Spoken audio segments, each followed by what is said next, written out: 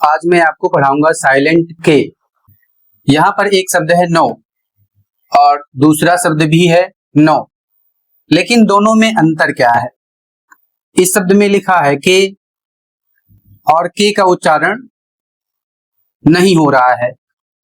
इसका कारण क्या है और इसके लिए नियम क्या है? इसमें एक नियम है, जब किसी शब्द के शुरुआत में के बाद एन आता है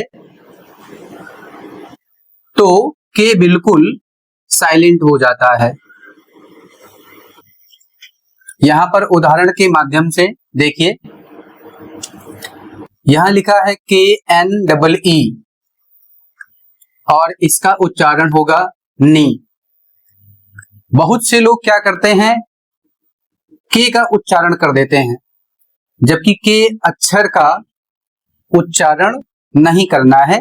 जैसे यदि आप उच्चारण करते हैं क्नी, यह बिल्कुल गलत है। दूसरा शब्द है नाइफ, स्पेलिंग है के एन आई एफ ई और इसका सही उच्चारण होगा नाइफ।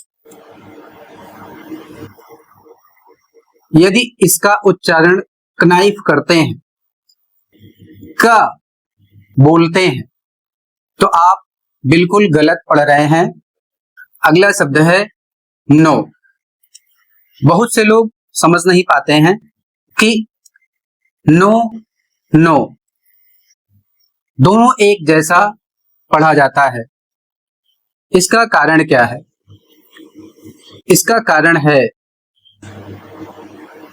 यहां पर के बाद एन आया है, तो के का उच्चारण नहीं करना है, केवल उच्चारण करना है इन तीन लेटर्स का।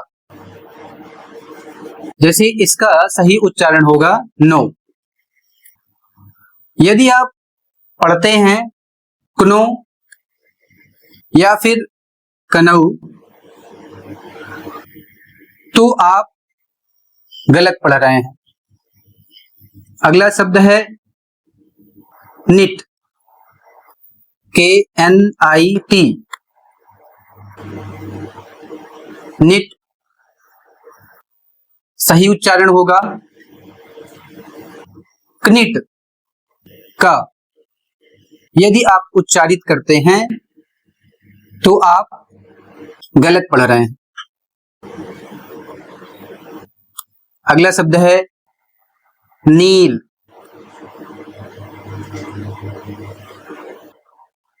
स्पेलिंग है के एन डबल ई एल और नील का अर्थ होता है घुटने टेकना। यदि आप नील पढ़ रहे हैं तो सही पढ़ रहे हैं, यदि क नील पढ़ रहे हैं तो आप गलत पढ़ रहे हैं, और इस तरीके से आप बिल्कुल ना पढ़ें। अगला शब्द है नॉलेज। यहां पर मैं आपको थोड़ा सा बता दूं कि भारत में इसको पढ़ते हैं नॉलेज,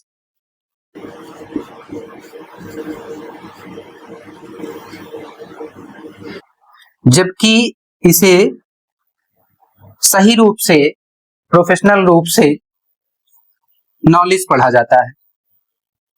नॉलेज यह अक्सर लोग पढ़ते हैं, लेकिन नॉलेज सही नहीं है। सही उच्चारण होता है नॉलेज।